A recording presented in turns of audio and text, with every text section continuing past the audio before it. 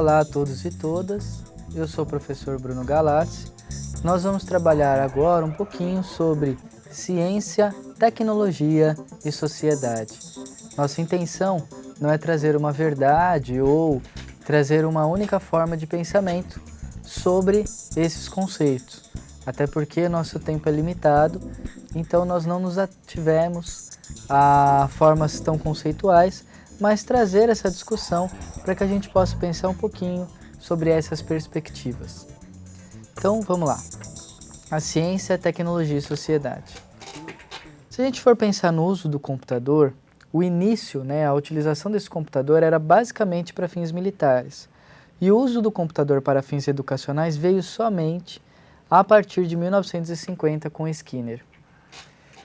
Bom, essa frase ela traz um impacto enorme para a gente pensar ciência, tecnologia e sociedade. Primeiro porque o uso dos computadores, e como a gente sabe da internet também, ela veio para fins militares mesmo. Então, para fins de controle, para fins de guerra, e acaba trazendo para a sociedade, posteriormente, uma contribuição enorme. Porém, quando a gente pensa que essas formas de comunicação, como exemplo a internet, a forma de rede, e o próprio computador sendo utilizado para fins militares, é um pouco complicado da gente pensar de que o que demanda na sociedade o avanço vem do poderio militar. Quando a gente vai pensar em Skinner também, o uso do computador em Skinner, quando ele vai trazer para fins educacionais, ele vem trazendo uma perspectiva mais behaviorista. Então, essa perspectiva behaviorista vinha muito da questão de testes promovidos para jovens e crianças com um único fim, com uma única forma de teste mesmo, de testar essas crianças. Então, os computadores, eles eram utilizados principalmente nesse início pela sociedade para que houvesse uma forma de controle, basicamente de controle, e de organização de informações. E aí, nesse sentido, quando a gente vai pensar na organização social, é importante a gente pensar a partir de quais perspectivas, e perspectivas históricas também, vêm até nós alguns avanços tecnológicos, algumas formas de comunicação. Celulares, internet, tablets, são inúmeros hoje os recursos que chegam até nós e que a gente tem que ponderar quais são os aspectos sociais, econômicos e tecnológicos desses aparelhos. Para que eles servem? Para quem servem? Para quem são oferecidos? Quais as camadas sociais que estão fazendo uso desses aparelhos? Quais são as possibilidades, as potencialidades e como essas camadas sociais estão utilizando essas possibilidades e estão utilizando essas potencialidades. Então, vamos continuando aqui. Esses avanços em diversas áreas, da medicina, educação, direito, engenharia e tantas outras, há pouco tempo discutia-se sobre o direito, a possibilidade de que algumas pessoas pudessem testemunhar a longa distância, o que não era pensado há algum tempo atrás, como possibilidade. Ou seja, ao invés de eu deslocar a pessoa que está na penitenciária até o fórum para que ela faça o seu depoimento ou para que ela seja questionada, eu, através da tecnologia, monto como se fosse um Skype e essa pessoa vai então fazer o seu depoimento. Isso algum tempo atrás não era possível de ser pensado, principalmente pela falta de avanço mesmo tecnológico. Se nós pensarmos bem, em muitos dos pontos do Brasil, o problema com a tecnologia, o problema com a internet é muito grande. Então não tem como eu pensar também que numa perspectiva de Sudeste, Paulista e aí Rio de Janeiro, que traz, que demanda mesmo um avanço tecnológico por questões econômicas, e pensar que isso ocorre no Brasil inteiro. É um equívoco. É um equívoco que muitas das vezes pode acarretar em prejuízos, por exemplo, se eu estiver trabalhando numa empresa e eu cogitar a possibilidade de achar que no Pará as mesmas tecnologias que a gente tem aqui tem lá. Não quer dizer que não tenha, mas eu estou querendo dizer em quantidade, em formas de trabalho. E aí não é uma questão de subjugar as regiões do Brasil, mas é em pensar em suas perspectivas históricas, de pensar que o Sudeste ele é o grande polo econômico. E nós sabemos que a economia demanda da tecnologia também avanços, seja para diminuir distâncias, seja para fazer muitas das vezes reunião, enfim. Então, os avanços em diversas áreas são possibilitados pelas formas com que hoje a tecnologia existe e que ela é utilizada nessas diversas formas. Medicina também é muito utilizada a tecnologia. Os exames que a gente tem hoje, há 50 anos atrás, alguns nem existiam como teoria. Então a gente precisa pensar quem promove esses avanços, não só quem promove esses avanços, mas esses avanços são possíveis a partir de quais perspectivas. Então é uma provocação para a gente pensar mesmo sobre a tecnologia, a sociedade e as ciências em geral. Bom, apocalípticos e integrados. O Eco nos traz essa perspectiva de nós não sermos, talvez, nem aqueles que vão julgar a tecnologia como o fim do mundo. Então agora é o fim do mundo, todo mundo está só no celular, no aparelho lá. Isso é um problema sério, inclusive muitas pessoas, inclusive no Japão, têm causado acidentes de trânsito porque simplesmente as pessoas não se enxergam, de tanto que ficam no celular. Então a gente tem que pensar assim, nem de um lado a gente falar que a tecnologia acaba com as nossas relações sociais, com a questão das famílias, com as possibilidades de encontros, e nem sermos integrados demais a ponto de defendermos tanto a tecnologia que nós não enxergamos outras possibilidades de organização da sociedade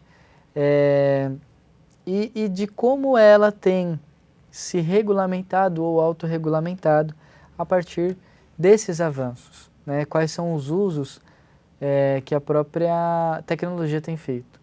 Hoje, você tem pessoas, por exemplo, que por meio da tecnologia estão tendo um avanço, estão tendo uma possibilidade de se expressarem que antigamente não tinham. Cooperativas que vão trabalhar, por exemplo, com e-commerce, e que talvez estivessem esquecidas na sua região. A gente conhece casos de mulheres que produziam artesanato para a sua região e devido à globalização e à entrada muito assim, de produtos estrangeiros, e a gente sabe que em alguns lugares que a gente vai viajar, até os brindes, né, aqueles, na verdade não brindes, mas lembranças dos lugares são produzidos em outros lugares que não naquele, né, naquela região, e às vezes nem no próprio país, vem de fora. Então, como é que você vai pensar que lembrança de Maceió vindo da China? Mas existe. E essas pessoas produziam o artesanato local e estavam perdendo o mercado e nunca utilizaram a tecnologia. Essas mulheres então se organizam, montam uma cooperativa, a partir dessa cooperativa montam um e-commerce, ou seja, um comércio virtual, e vão vender os seus produtos na internet. E aí conseguem reverter todo um quadro de exclusão social, né, que já eram submetidas por meio da tecnologia e desse avanço. Você vai ter também tribos indígenas que por meio da tecnologia vão utilizar o Google Earth para, com fotos de satélites, denunciar quais são as áreas que estão sendo desmatadas da floresta. Então a gente precisa não ter nenhuma visão apocalíptica e nem integrada. Não achar que a solução do mundo vem com a tecnologia, mas também não achar que o mundo está perdido por causa dela. Continuando, quem pauta a pesquisa no Brasil? Então, a partir disso que a gente está falando, e aí tem um outro vídeo sobre avanços tecnológicos que a gente trabalha um pouquinho isso. Então, são as universidades, parcerias internacionais, que a gente vai trazendo novas formas de pensar esse conhecimento no Brasil. As parcerias internacionais são muito interessantes porque vão trazer para nós uma nova perspectiva de pensar. Hoje, se a gente for trabalhar numa perspectiva mais regional, a gente vai se ater a aquilo que o Brasil tem como realidade. E as parcerias internacionais vão permitir que algumas universidades estejam à frente de nós e outras nem tanto. E até o fato de nós dialogarmos com universidades ou com centros de pesquisa que não estão tão avançados quanto nós, ou seja, a partir do momento que eu tenho que dialogar e explicar determinadas questões a uma pessoa, a um público, eu também consigo rever isso que eu estou explicando. E aí eu consigo repensar isso. Então também instituições privadas, organizações sem fins lucrativos, que vão possibilitar esse avanço não só tecnológico, mas das relações da sociedade, da ciência e da tecnologia. Eu trouxe uma questão que saiu no próprio site do Senado, que vai trazer sobre os avanços tecnológicos mudarão a vida humana e trarão novos dilemas éticos de cientista. E aí, eu trouxe um trechinho, vocês podem ver nesse link o artigo inteiro, ou digitar no Google, avanços tecnológicos mudarão a vida humana e trarão novos dilemas éticos. Só isso vocês vão procurar no site do Senado, que é www.12.senado.gov.br, e vocês vão encontrar esse artigo completo. Mas esse trechinho diz assim: um futuro sem doenças e sem envelhecimento, um mundo sem lixo ou poluição, computadores comandados pelo pensamento e o domínio da inteligência artificial. As previsões são do cientista venezuelano José Luiz Cordeiro, convidado da audiência pública sobre as novas fronteiras do conhecimento, promovida ontem, no caso, foi em 2014, em abril, ontem pela Comissão de Educação. Está aí posto. As pesquisas, os avanços tecnológicos, vêm trabalhar alguns conceitos, principalmente o que ele vai trazer aqui, né? Um futuro sem doença, sem envelhecimento, um mundo sem lixo ou poluição, e outras questões que, para a sociedade, são problemáticas. E aí, o questionamento que nós nos fazemos é até onde se avança em tecnologia e ciência pensando na sociedade, pensando no ser humano. Alimentos transgênicos, outras formas de se lidar com a tecnologia, muitas vezes sem uma devida pesquisa e com respeito à vida humana. Nesse sentido, é necessário que mais pessoas estejam atentas a isso, pesquisando, sérias, para que a gente possa produzir um efeito interessante para a nossa sociedade por meio dos avanços da tecnologia. Se um dia nós permitirmos um futuro sem doenças e sem envelhecimento, com certeza nós acabaremos morrendo de outra forma, porque a vida é um ciclo, e aí é preciso pensar nesse ciclo, e é preciso pensar o que eu faço durante esse ciclo até que ele se encerre. Essa nossa jornada pode produzir frutos para aquilo que nós acreditamos, e é interessante a gente pensar que não há uma única perspectiva de crença, não há uma única perspectiva de pensarmos a vida, a sociedade e as contribuições que a gente pode dar a ela. Mas é interessante nós pensarmos as concepções que nós temos, aquilo que nós temos como raízes, para a partir disso nos determos a ciência, a pesquisa, a tecnologia. E isso é uma questão que nós temos que rever sempre. Não é termos como base um dia e acharmos que ela se finda naquele dia. Mas é uma reflexão que nós temos que sempre fazer para que a gente possa realmente contribuir de alguma forma com a nossa sociedade. E aí a gente coloca algumas questões sociais. A tecnologia não vai resolver os problemas das relações humanas. Ela colabora para uma vida mais possível, mas para quem? Para quem que hoje os avanços tecnológicos estão trabalhando? Será que são para todas as pessoas? Ou será que é só para uma determinada camada da sociedade que tem a possibilidade e um poder maior de compra? Hoje nós temos alguns problemas que são das relações humanas, que nós sempre tivemos. E com o avanço da ciência e da tecnologia, será que de certa forma nós resolvemos esses problemas, criamos outros dessas relações humanas? Muitas vezes a gente tem dificuldade de encontrar com uma pessoa que nós convivemos no trabalho. E nós avançamos tanto na tecnologia, mas isso a gente não avança. Será que é avanço mesmo? Será que nós estamos evoluindo? Será que nós, a partir do momento que nós consideramos que mais de 2 milhões de pessoas no mundo vivem com menos de $2 por dia, ou seja, em extrema pobreza, enquanto tantos outros lugares são jogados fora tantos alimentos, às vezes até na casa da gente. Será que isso é avanço? Será que isso é pensar numa perspectiva de que nós precisamos da tecnologia para viver mais, envelhecer bem mais tardiamente, não termos doença? Há outros problemas, talvez, que são muito mais básicos e que a gente ainda não deu conta de resolver e que nós precisamos pensar sobre isso. É um problema que nos afeta, seja de uma forma ou de outra, mas nos afeta. É um ser humano que, como nós, pode passar fome. E aí eu digo como nós, porque essas pessoas às vezes passam fome simplesmente porque nasceram numa região onde não há possibilidade de se alimentarem.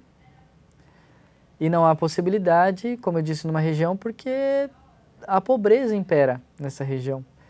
Então, alguns lugares da África, por exemplo, e a gente não precisa nem muito longe, no próprio Nordeste nosso, existem lugares extremamente pobres, em que você simplesmente por ter nascido onde nasceu, você não tem a possibilidade de estudar numa instituição que vai lhe conferir certas possibilidades de trabalho. Então, de que forma nós temos avançado? De que forma nós temos caminhado socialmente, tecnologicamente e cientificamente? E outra questão que nós colocamos é que discursos estão presentes em determinados fatalismos ligados à tecnologia como salvadora do mundo. A gente encontra em alguns discursos dessa tecnologia como salvadora do mundo um discurso muito ligado à venda de alguns aparelhos, de alguns recursos. Então isso é complicado. Se nós reproduzirmos alguns discursos, nós temos que refletir para não sermos reprodutores de um discurso que não é nosso. Então, pensar, de onde vem esse discurso? A quem ele serve? E aí, a partir disso também, nós fazermos a nossa reflexão e sermos autores dos nossos pensamentos. Sermos autores das nossas reflexões, sermos autores das nossas críticas. Para a gente continuar, vamos passar um vídeo agora da Juliana Roque. É um vídeo que está na internet, no YouTube. O título é Doar Vai Além. E ele foi no TEDx, no TEDx Laçador. Vamos conferir um pouquinho do que ela traz para a gente. Então, desde 2009, eu e meu colega Eduardo, porque afinal eu não fiz nada sozinha, viemos desenvolvendo projetos de pesquisa. Em 2009 e 2010, nós criamos um combustível sólido de palha de milho e serragem. E nós fomos apresentar, inclusive, em Houston, no Texas. Em 2011, a gente iniciou um novo projeto que a gente vem desenvolvendo até hoje. Então, para contextualizar vocês no assunto, mesmo com o Brasil sendo o segundo país que mais realiza transplantes de órgãos, a fila de espera por um órgão é de mais de 70 mil pessoas. Para vocês terem uma ideia, mais de 70% dos órgãos passíveis de serem transplantados são descartados hoje. Existem diversos fatores que influenciam diretamente em um sistema de transplantes, e um deles é o alto custo dos líquidos conservantes que são utilizados. Então, o que acontece? O órgão é retirado do doador e fica imerso num líquido até o momento dele ser transplantado. Mas esse líquido é muito caro, em função do princípio ativo dele. Então, o que eu, meu colega, nossa orientadora e co-orientadora fizemos foi trabalhar durante 1 ano para tentar diminuir o custo desse líquido conservante de órgãos. Esse princípio ativo que eu falei para vocês é um ácido, que é produzido por uma enzima, mas ela não produz só ele. Junto com ele é obtido um outro composto misturado, sorbitol. E é justamente a separação dos dois que faz com que esse ácido seja tão caro e, consequentemente, o líquido conservante também. Então, no fim de 2011, a gente conseguiu propor duas alternativas bem diferentes das que já existiam para conseguir diminuir o custo desse líquido. Em 2012, o projeto focou em purificar o ácido que a gente tinha conseguido separar com um dos métodos que a gente tinha criado no ano anterior. Depois eu explico um pouquinho melhor. Então, esse projeto foi apresentado em feiras de ciências no Brasil, nos Estados Unidos, na China. Nós temos reconhecimento da Sociedade Americana de Química, da Assembleia Legislativa e menção honrosa da Unesco pela promoção da paz e desenvolvimento. E, com isso, no ano passado, a gente conseguiu fazer o nosso registro de patente. Bom, esse vídeo vem trazer para nós uma perspectiva, uma possibilidade. Eu acredito que nós precisamos pensar mais as ciências e as tecnologias a partir de um olhar mais humano. E o que ela vem trazer é um inconformismo com uma questão ligada à doação de órgãos. Então, eu queria mostrar só esse slide em que tem o nome do vídeo, para se você tiver curiosidade, procura no YouTube como Doar Vai Além, Juliana Roque, pelo TEDx Laçador. E para a gente finalizar, pensarmos em possibilidades. São aí pesquisas, coletivo, né? Quando eu coloco coletivo, são os coletivos que têm se formado hoje muito pela questão das redes sociais, grupos, internacionalização e a intercomunicação. E aí a gente vai encerrando dizendo assim, precisamos de mais pessoas que pensem a humanidade, que pensem a tecnologia, que pensem a ciência. Os grandes coletivos têm pensado sobre algumas questões que talvez não estejam totalmente ligadas à universidade, mas que todos nós, como seres humanos e as profissões que escolhemos, têm uma certa responsabilidade. Nós temos que pensar a nossa cidade, nós temos que pensar o local que habitamos, o local por que passamos para trabalhar, para estudar, para ter o nosso desenvolvimento humano, social, individual e coletivo. Os grandes coletivos que se formam com pessoas que estão simplesmente querendo saber mais sobre um determinado assunto ou discutir.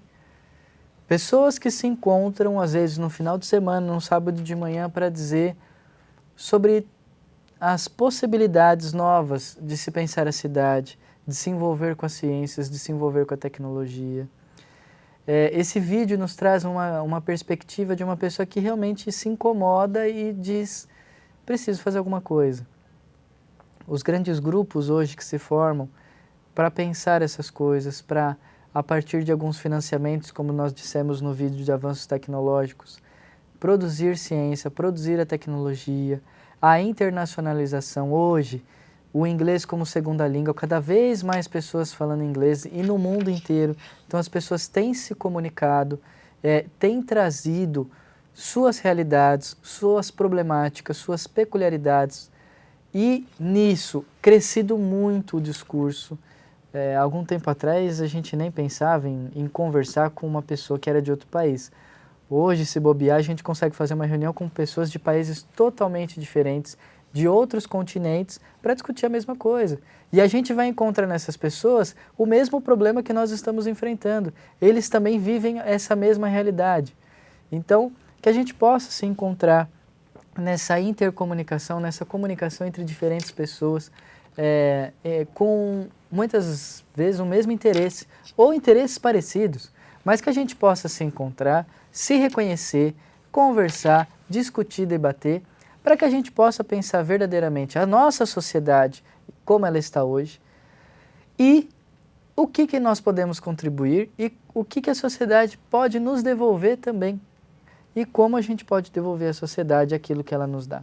É um diálogo, aí na verdade um movimento de mão dupla entre aquilo que nós entendemos como possibilidade e aquilo que nós vemos também de possibilidade nossa para devolver. Lembrando também de outras áreas, como a arte, a cultura, que são extremamente fundamentais.